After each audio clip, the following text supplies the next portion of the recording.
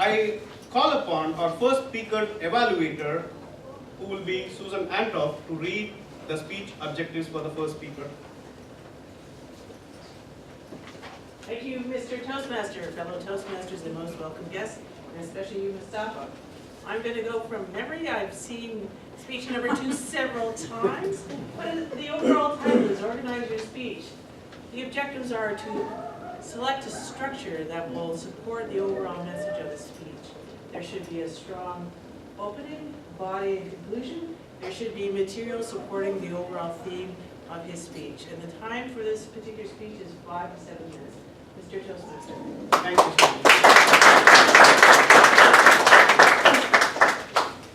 The first speaker for the day will be Mustafa. The first speaker of today's meeting has been watching news all his life. His curiosity about what is happening in the world pushed him to study economics through his master's degree. He is going to tell you some examples of how a local incident can cause a global ripple effect, and how the world turned into a giant machine in which if a smaller gear stops, that will cause other parts of the machine to stop. The speech will challenge you, your knowledge, and persuade you to step out of your comfort zone. Let's welcome Mustafa. Act locally, think globally. Act locally, think globally, Mustafa.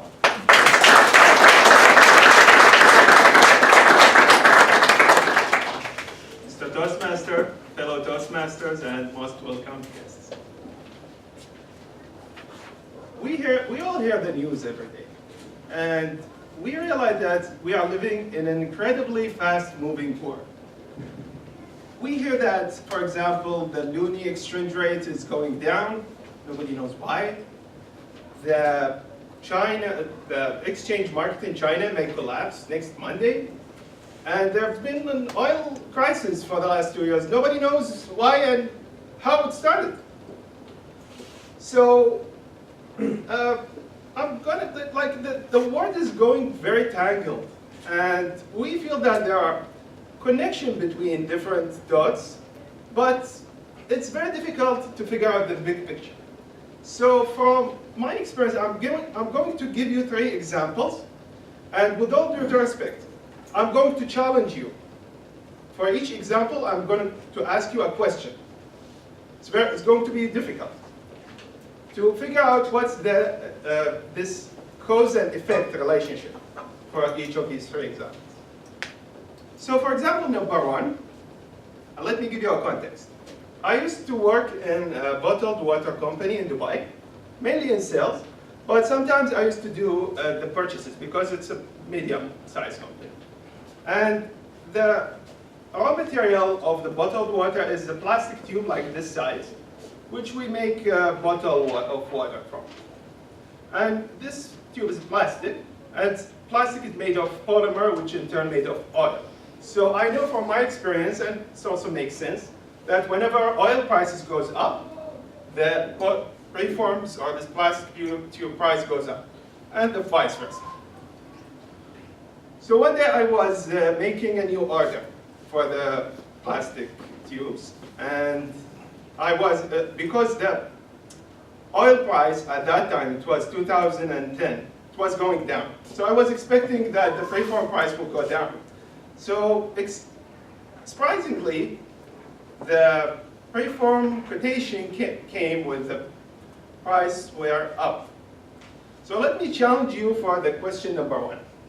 Why was the preform price going up while the oil price going down? And I'll give you a tip. It has something to do with the floods in Pakistan that destroyed most of the cotton crops on that year. Okay, so I'll answer it. The textile industry is one of the biggest in the world. And it makes garments and make furniture, curtain, all of that. And you can imagine how huge it is by looking at the world is 7 billion people and all of them need clothes.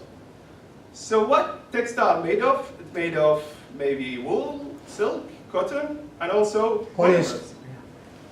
Sorry? Polyester, I was going to say. Exactly, you got it.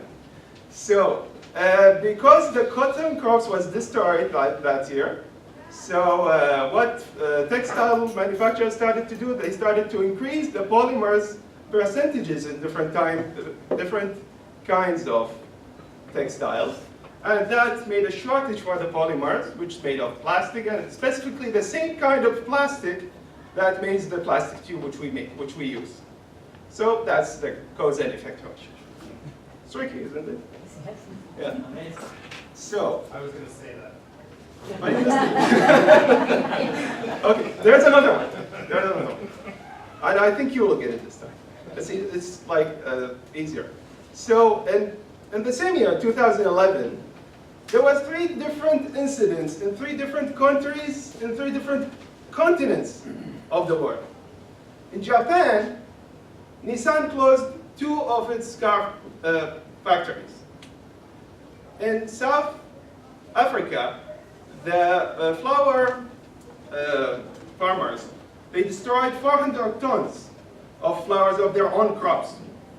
And in Norway, the fishermen dumped tens of tons of fish, of the salmon fish, back to the sea. Challenge question number 2. Who can know what's the one disaster, natural disaster, that caused all these 3 things? Tsunami. The radiation, the meltdown. It's a natural disaster.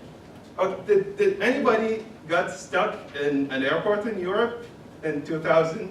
Oh, the ash in Iceland. Exactly, that's right. So there was a volcano in southern Iceland that got erupted. It's made a huge cloud of ash, that was spread in northern Europe and mostly on the Scandinavian countries. It's get all the cargo and the commercial flights on hold for about a week. And all these supply chains were just put on hold. So the third example is, who knows which country is the world leader in renewable energy? Norway. China. Germany, that's right. But this is not the challenging question. So Germany depends on renewables, 28% of their total power demand. Challenging question number 3. Who knows what pushed them? What was the incentive that made them reach this great position? High cost of oil. Sorry? High cost of oil. It's not the main reason. Nuclear disaster in Japan. You're right, sir. I salute you. Yeah. So if we are here in this current time, Germany is spending billions of dollars to get there. If we go back in time, like 5 years, in 2011, we see that Angela Merkel announced that they will shut off all of their nuclear power stations within 10 years and they will start depending more on renewable energy. If we go back a few days from that, we will see a huge protest in all Germany against nuclear energy, and they demanding the government to shut it off. A few days before, we will see that in Japan, there was a nuclear disaster in Fukushima that caused nuclear contamination, which is originally was because of an earthquake and tsunami. So it's like something happened thousands of miles away, 5 years before, that caused another country to push forward to do a great thing. So to reach some takeaways from that, it's very important to have empathy to other countries, to think about what's happening in other parts of the world. Because mainly, we can either learn from it, like the Germans learned from the Japanese, and we can also have the sense of we are all humans and we all live in the same country. And if we made something here, it may make an effect there, and vice versa. So in long story short, act locally, think globally. Mr. Toastmaster.